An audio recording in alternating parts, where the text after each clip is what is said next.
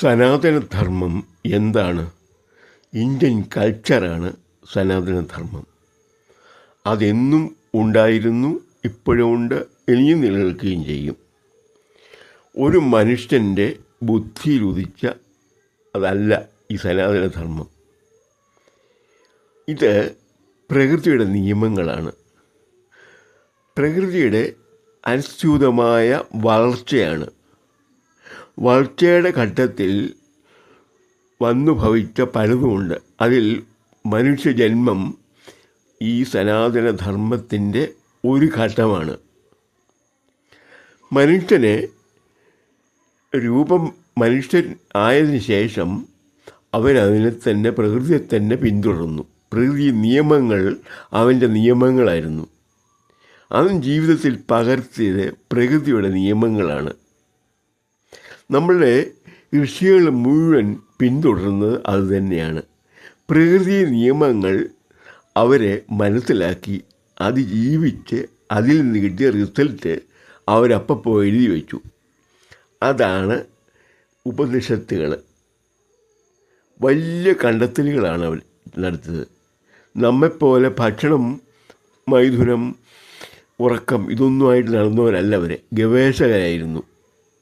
അവർ ഓരോ അനുഭവവും എങ്ങനെ അതിൻ്റെ കലാശിക്കുന്നത്, എങ്ങനെ അതിൻ്റെ ഫലമെന്ത് എന്ന് കൃത്യമായിട്ട് നിരീക്ഷിക്കുന്നുണ്ടായിരുന്നു. അപ്പം മനുഷ്യ പ്രകൃതിയെക്കുറിച്ചും അവൻ്റെ വാസനകളെക്കുറിച്ചും അവൻ്റെ ഭൂതം, ഭാവി, വർത്തമാനം എല്ലാം നന്നായിട്ട് പഠിച്ച് അത് ഓരോ മനുഷ്യരിലും അതെങ്ങനെ സ്വാധീനിക്കുന്നു, അതവൻ്റെ വ്യക്തിത്വത്തെ എങ്ങനെ സ്വാധീനിക്കുന്നു എന്നൊക്കെയുള്ള പഠനമാണ് ഈ സനാതനധർമ്മം. അതൊക്കെ ഉപനിഷത്തുകളായിട്ട് എഴുതി വച്ചു. അത് ഗൗരവമുള്ള വിഷയങ്ങളാണ്. പലതും മനസ്സിലാക്കാൻ വളരെ ബുദ്ധിമുട്ടാണ്. ഒന്നാമത് ഭാഷാപ്രശ്നം. നല്ല കടികട്ടിയായ സംസ്കൃതമാണ്. അത് മലയാളത്തിൽ തർജ്ജമ ചെയ്താലും മനസ്സിലാകുകയില്ല. കാരണം അവരെപ്പോലെ ഒരു തലത്തിലെത്തിയാലേ, മാനസിക തലത്തിൽ, ബുദ്ധിപരമായ തലത്തിലെത്തിയാൽ മാത്രമേ അത് മനസ്സിലാവുള്ളൂ. അതുകൊണ്ട് അവ കുറേയൊക്കെ സിംപ്ലിഫൈ ചെയ്തു. കുറച്ചുകൂടെ സിംപ്ലിഫൈ ചെയ്താണ് ഈ പുരാണങ്ങളുണ്ടായിരിക്കുന്നത്. ഈ ഉപനിഷത്തുകളോടൊപ്പം തന്നെ വേദങ്ങൾ ഉണ്ടാകും. ആദ്യം വേദങ്ങളാണ് ഉണ്ടായത്. അതിനുശേഷം അതിനെ തുടർന്നാണ് ഉപനിഷത്തുകൾ രൂപം കൊണ്ടത്. വേദങ്ങൾ മുഴുവൻ ഈ പ്രകൃതി നിയമങ്ങളാണ്. പ്രകൃതിയെ എങ്ങനെ സ്വാധീനിക്കാമെന്നുള്ള ടെക്നിക്കുകളൊക്കെ ഉണ്ട് അതിൽ. പ്രകൃതി നമ്മൾ തിരുത്തുന്ന സ്വാധീനത്തെക്കുറിച്ചുകൊണ്ട് വലിയ പഠനങ്ങളുണ്ട്. അവഗാഢമായ പഠനങ്ങളാണ് അത്. അവയൊക്കെയാണ് ഈ വേദങ്ങൾ ഉൾക്കൊള്ളുന്നത്. ഇത് സാധാരണ മനുഷ്യൻ്റെ ബുദ്ധിക്ക് നിരക്കുന്ന രീതിയിൽ, ആർക്കും മനസ്സിലാകുന്ന രീതിയിൽ അത് സിംപ്ലി ചെയ്ത് ആ വലിയ ആശയങ്ങൾ സിംപ്ലിഫൈ എഴുതിയിട്ടുള്ളതാണ് പുരാണങ്ങൾ.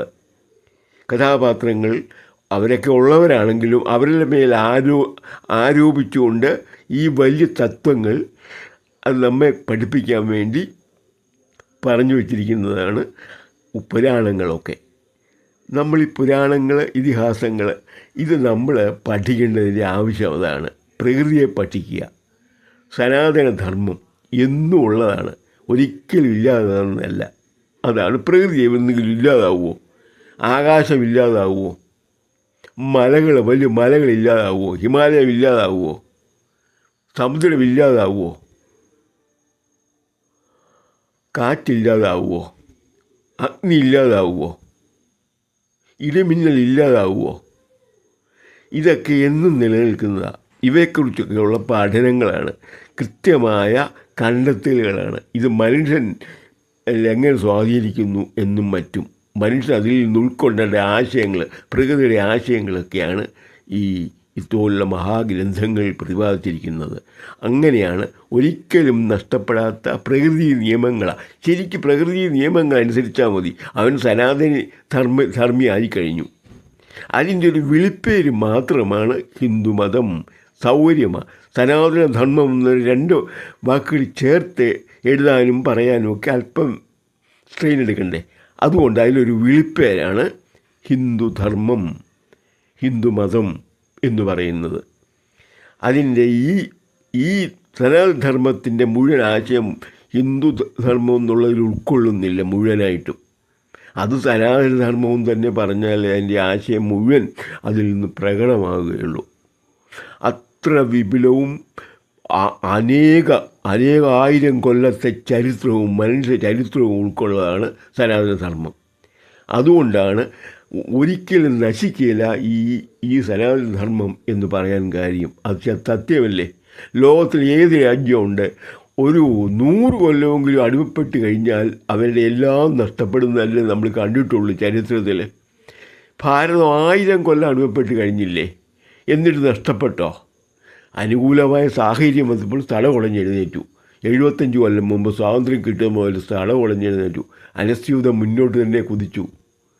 അത് കഴിഞ്ഞ 10 കൊല്ലമായിട്ട് വളരെ പെട്ടെന്ന് പ്രകടമാണ് ആർക്കും ഈ കുതിപ്പ്, മുന്നോട്ടുള്ള കുതിപ്പ്. അത് പ്രകൃതിയാണ്. അതിന് പുറകോട്ട് പോകാനാവില്ല. അത് പരിണാമത്തിലൂടെ മുന്നേറുകയേ ഉള്ളൂ. അത് ഉൾക്കൊണ്ടാൽ മതി. അത് ഉൾക്കൊണ്ട് അതിൽ കവിഞ്ഞ യാതൊരു മതവും ലോകത്തിൽ ഇന്നേ വരെ ഉണ്ടായിട്ടില്ല. ഒരു വ്യക്തിയിൽ നിന്നുണ്ടായത് അല്ലെങ്കിൽ അതിൽ ഒരു ഗ്രൂപ്പിൽ നിന്നുണ്ടായതല്ല ഇത്. അതിന് പരിധിയുണ്ട്, മനുഷ്യബുദ്ധിക്ക് പരിധിയുണ്ട്. അത് എത്ര എഴുതിയാലും അത്രയും പരിധി ഉള്ളതാണ്. അതിന് ഒത്തിരി ഈ യുക്തി ക്ഷയമൊക്കെ ഉള്ളതാണ്. ലോകത്ത് ഇന്നേ വരെ ഉണ്ടായിട്ടുള്ള 4000 മതങ്ങൾ ലോകത്തിൽ നിന്ന് ഇല്ലാതായിട്ടുണ്ട്. 4000 മതങ്ങൾ, അത്രയും തന്നെ ദൈവങ്ങളും ഇല്ലാതായിട്ടുണ്ട്. അതും ഈ സനാതനധർമ്മവും തമ്മിൽ വ്യത്യാസമാണ് ഈ പറഞ്ഞത്. ഈ ഒരിക്കലും തീരാത്ത ആശയങ്ങളാണ് ഇവയിലുള്ളത്. നമ്മൾക്ക് ഈ പുരാണങ്ങളിൽ പിന്നെ ഓരോ കഥാപാത്രങ്ങളും ഉപനിഷത്തുകളിലെ പല ആശയങ്ങളും ഉൾക്കൊള്ളതാണ്.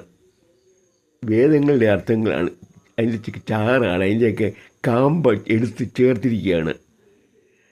ചുമ്മാ ഒരു കഥാപാത്രത്തെ പ്രതിപാദിച്ചിരിക്കുകയല്ല ഈ രാമായണവും ഭാഗവതവും ഭാരതവും പിന്നെ അനേക പുരാണങ്ങളും.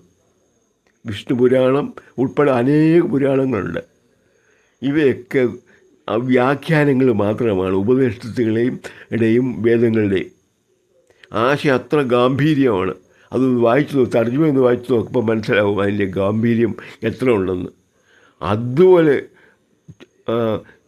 ചിന്തിക്കാൻ ശേഷിയുള്ള ആളുകൾ പോലും മനസ്സിലാക്കാൻ കുറച്ച് ബുദ്ധിമുട്ടാണ് ഓരോ ഉപനിഷത്തും. ഒരു ഉപനിഷത്ത് ഞാൻ വലുതല്ല, ചെറിയ ഗ്രന്ഥമാണ്. 10 ശ്ലോകമൊക്കെ കാണുകയുള്ളൂ ചില ഉപനിഷത്തിൽ, അല്ലെ 25, അല്ലെ 50. വലിയതൊന്നുമില്ല ഉപനിഷത്തുകൾ, എല്ലാം ചെറുതാണ്. അത് സൂത്രവാക്യങ്ങൾ പോലെയാണ് അതിൻ്റെ ആശയം. അതിനകത്ത് പലതും ഉൾക്കൊള്ളിച്ചിരിക്കുന്നത്. പല ഉപനിഷത്തുകളും അസാമാന്യമായ ആശയമാണ് അതിനകത്ത്. സൂത്രവാക്യങ്ങൾ ഇക്വേഷൻസ് പോലെ എഴുതിയിരിക്കുന്നതാണ്. അതാണ് അത് ഒരു കാലത്തും തീരുകയില്ല. അതിൻ്റെ ആശയം എത്ര വിശകലനം ചെയ്താലും വീണ്ടും വീണ്ടും കിടക്കും. സമാനമായ അതിൻ്റെയൊക്കെ ആശയം ഉൾക്കൊണ്ടുകൊണ്ട് നമ്മുടെ നാരായണ ഗുരുദേവൻ എഴുതിയിട്ടുണ്ട്. ആത്മോപദേശ ശതകം, ദൈവദശകം. ഇതിലൊക്കെ അദ്ദേഹം ഇതിൻ്റെയൊക്കെ കാതിലെടുത്ത് ചേർത്ത അത് രചിച്ചത് സാധാരണ മനുഷ്യന് കുറേ കൂടെ മനസ്സിലാക്കാൻ വേണ്ടിയിട്ട്. എന്നിട്ടും വിഷമമാണ് വലിയൊരു വിഷയത്തെ എങ്ങനെ അവർ ലിമിറ്റ് വിട്ട് ചെറുതാക്കുന്നത്. അതിൽ ഈ ദൈവദശകം സിമ്പിളായിട്ട് അദ്ദേഹം പറയുന്നുണ്ട്. അത് കുറേയൊക്കെ മനസ്സിലാക്കാൻ പറ്റും. എന്നാൽ ആത്മോപദേശം അതല്ല. അത് പ്രപഞ്ചം മുഴുവൻ നിറഞ്ഞിരിക്കുന്ന ശക്തിയെക്കുറിച്ചാണ് അദ്ദേഹം പ്രതിപാദിച്ചേക്കുന്നത്. പ്രപഞ്ച ശക്തിയെക്കുറിച്ചാണ്.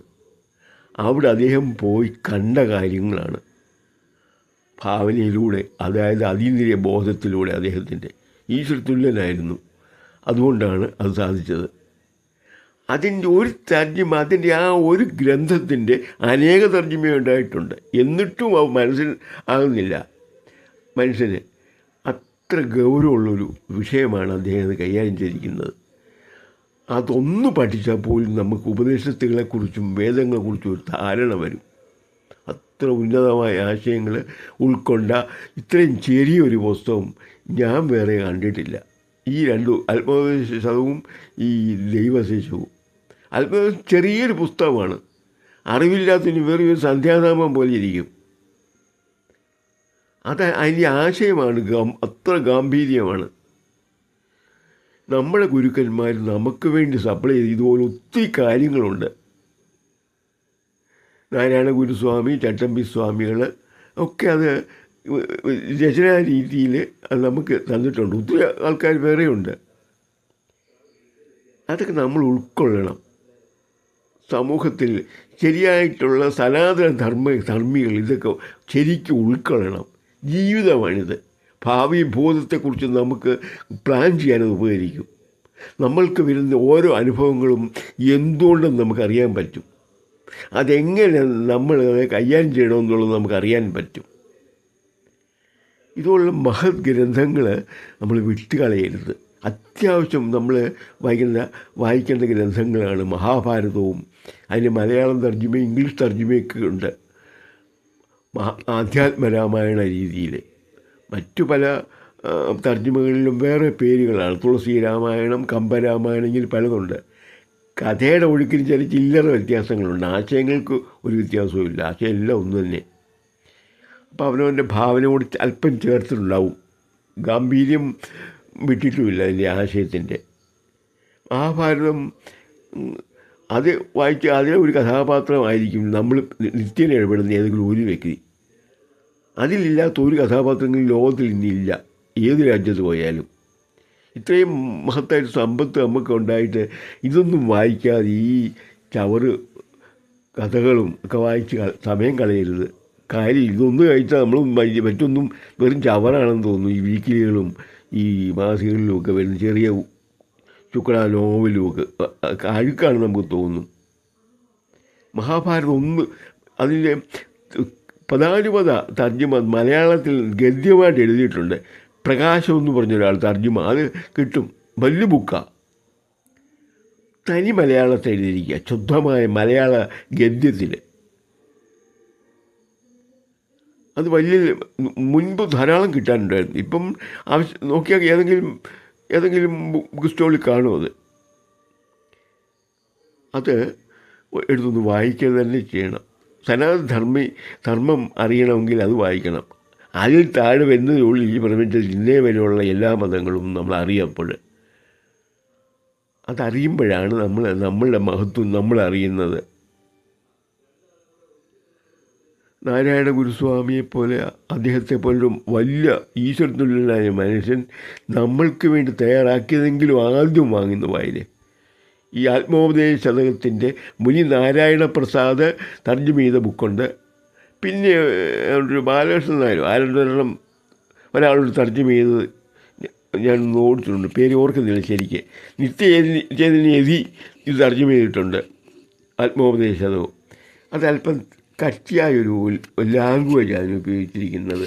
അത് മനസ്സിലാകാൻ ഈ സ്വല്പം വിഷമം വരും. എന്നാലും നല്ലതാണ് ബുക്ക്. ഈ ദൈവദശകം ചെറുതാണ്.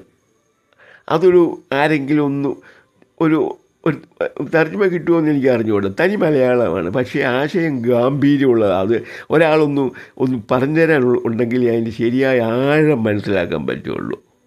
സനാതന ധർമ്മം തന്നെയാണ് അദ്ദേഹം ഈ രണ്ട് ഗ്രന്ഥങ്ങളും. ഓക്കെ.